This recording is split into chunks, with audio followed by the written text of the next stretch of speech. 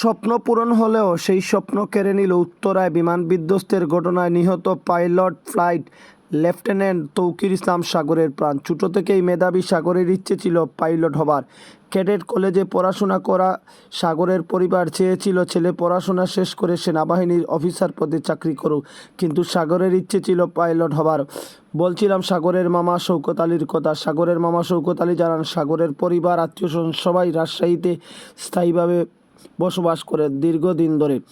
মাঝে মধ্যে তারা দেশের বাড়ি আসেন। 1 বছর আগে সাগর এসেছিলেন ঢাকা উত্তরায়। বাংলাদেশ বিমান বাহিনীর একটি প্রশিক্ষণ বিমান বিধ্বস্ত হয়ে পাইলট তৌকির ইসলাম সাগর নিহত হয়েছেন। মাত্র 6 মাস আগে জীবনের নতুন অধ্যায় শুরু করেছিলেন এই তরুণ পাইলট, কিন্তু স্বপ্নযাত্রা থেমে গেল হঠাৎ একটি ভয়াবহ দুর্ঘটনায়। সোমবার দুপুরে উত্তরার দিয়াবাড়িতে মাইলস্টোন স্কুল অ্যান্ড কলেজের হায়দার আলী ভবনে F-7 বিজিআই প্রশিক্ষণ বিমানটি বিধ্বস্ত হয়। দুর্ঘটনায় বহু শিক্ষার্থী, সাধারণ মানুষ আহত হন এবং প্রাণ হারান পাইলট তৌকির ইসলাম।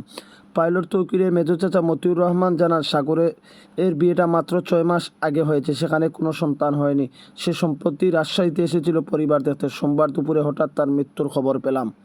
সাগরের মৃত্যুর খবর পৌঁছার পর রাজশাহীর উপশহরের 3 নম্বর সেক্টরে তার বাড়িতে নেমে আসে সুখের ছায়া, স্বজনদের আহাজারি।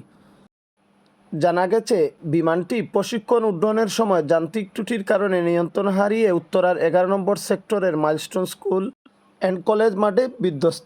দুর্ঘটনার পরপরই ফায়ার সার্ভিস, সেনাবাহিনী, পুলিশ, বিমান বাহিনীর সদস্যরা ঘটনাস্থলে পৌঁছে উদ্ধার কাজ শুরু করেন। এ সময় চারিদিকে আতঙ্ক ছড়িয়ে পড়ে। তবে মোজাম্মেল হকের মতো সৈনিকদের তাৎক্ষণিক তৎপরতায় বড় ধরনের ক্ষয়ক্ষতি থেকে রক্ষা পাওয়া সম্ভব হয়েছে বলে জানিয়েছে স্থানীয়রা।